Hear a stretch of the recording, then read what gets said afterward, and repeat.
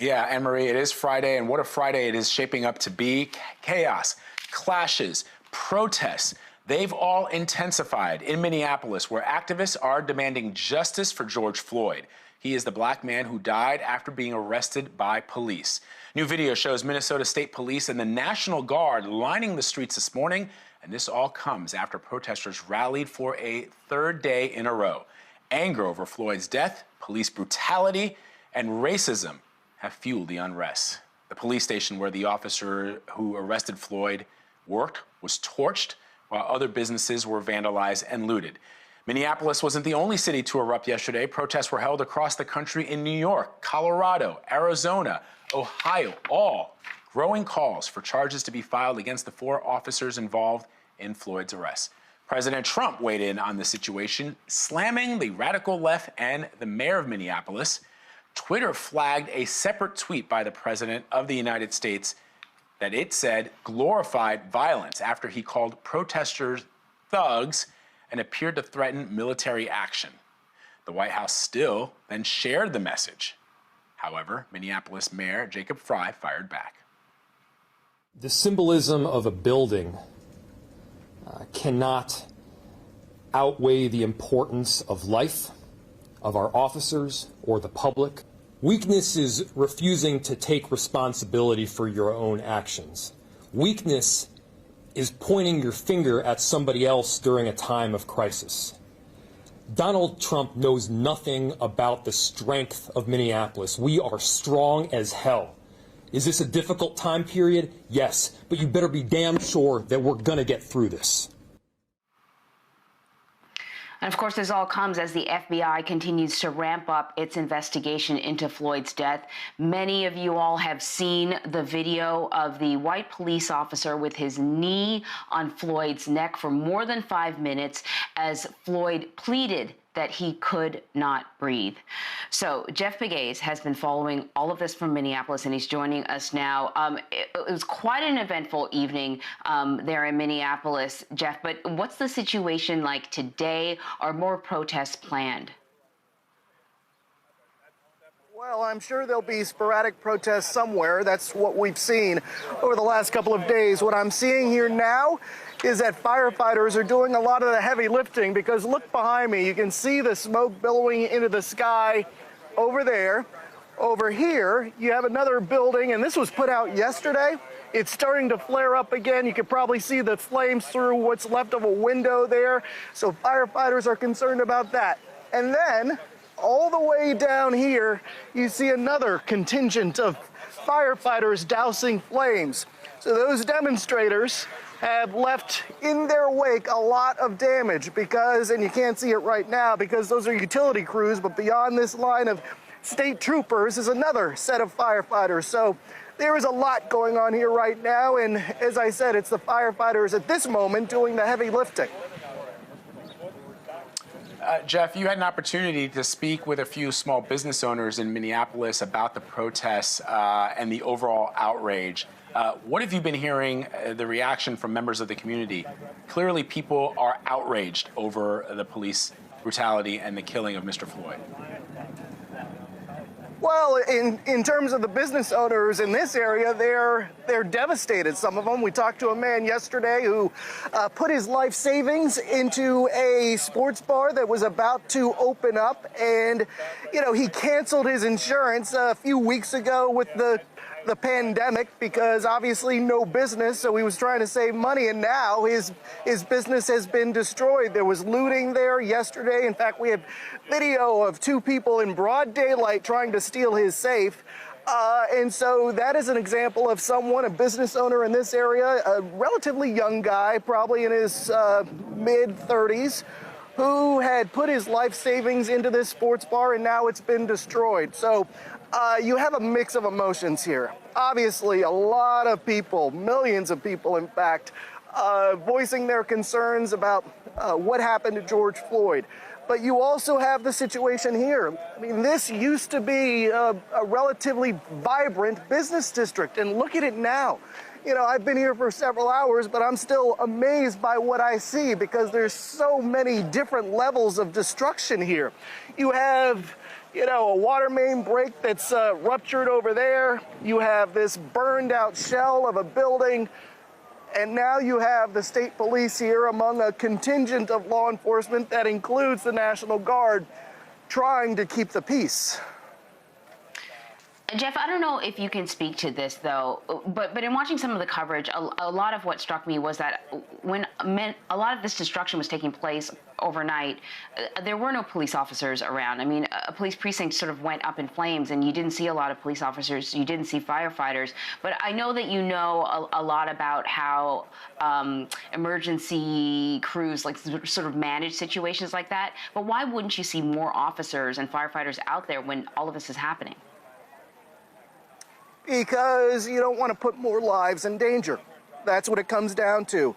And that is the kind of tactic that we don't just see here. We've seen it in other cities and states when you have these kinds of clashes in community. You want to pull the police line back. You don't want to incite people to get more upset and frustrated. And so what they do is they deploy the police officers or state police to the perimeter of a situation. They have intelligence. And what I mean by that is they have undercover police officers, perhaps in the crowds, relaying information to the perimeter. And once things really heat up and you really need to shut things down, that's when you'll see the contingent of state police officers, perhaps in riot gear, moving in to help calm things down. And really, that's what we've seen here over the last 48 hours. Jeff, let me ask you about the police officer that we see on video, at least the initial video that was released to the public, that a bystander took of Mr. Floyd being killed by this police officer, Derek Chauvin. Yesterday evening on the Evening News with Nora O'Donnell, you reported that he had 18 complaints filed against him. And I know that you've reported on police brutality across the country. I'm curious what more details you can provide on those incidences of Mr. or Police Officer Chauvin, and what kind of issues exist within the Minneapolis Police Department as a whole. Well, as far as the officer at the center of this, he has had a history of complaints. I mean, 18 complaints, that's not run-of-the-mill. That's something that sort of gets your attention. But he was cleared in most of those cases. In 2 of them, he was reprimanded. But it is something that investigators will look at to see if there is a pattern there.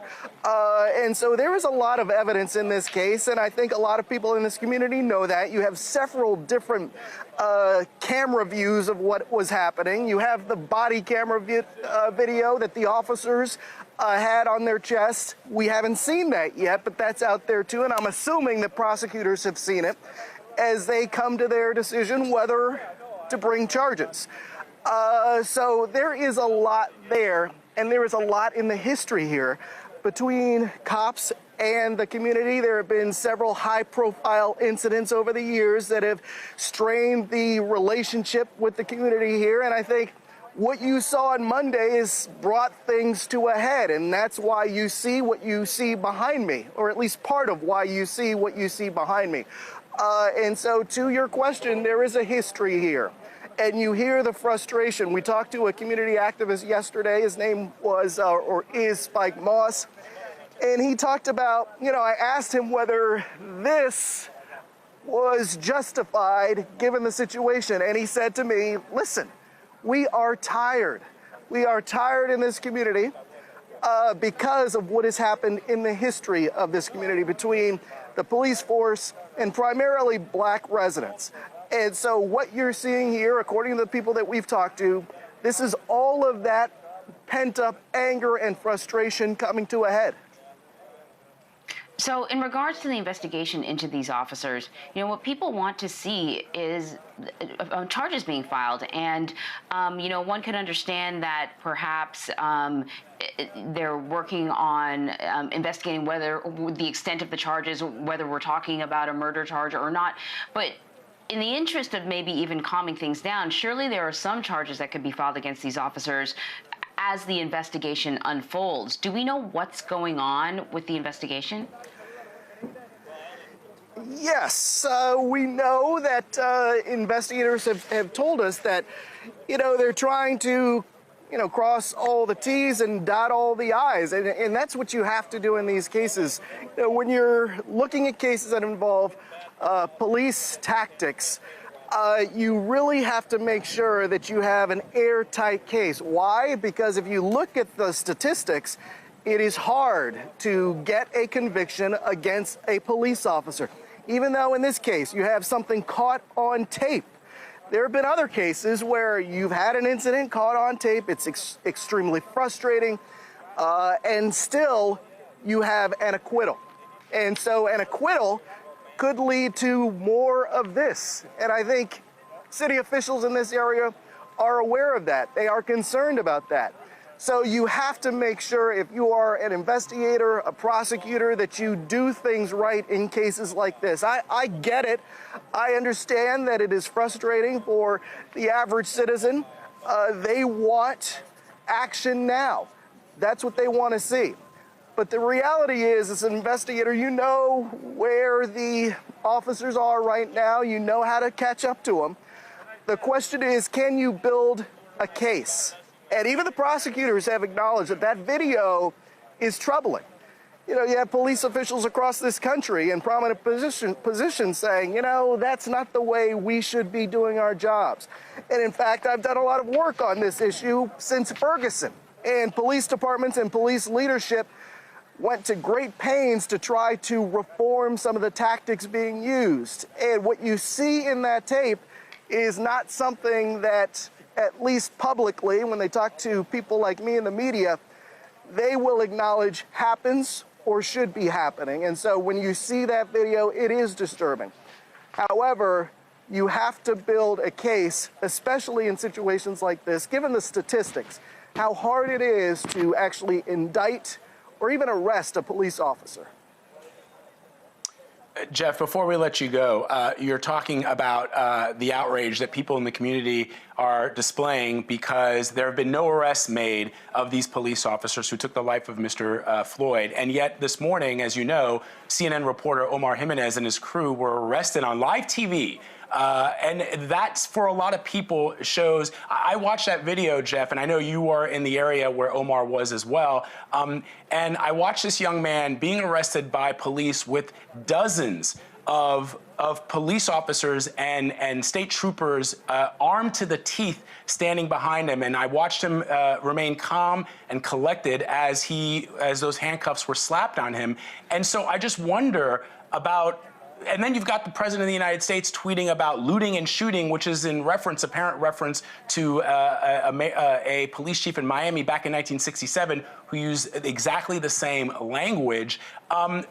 When people talk to you about the situation on the ground, when a journalist who's doing his job is arrested, when he's on live television, and men who, by accounts of that video, look to have murdered another human being, and nothing so far has happened, just help me understand that.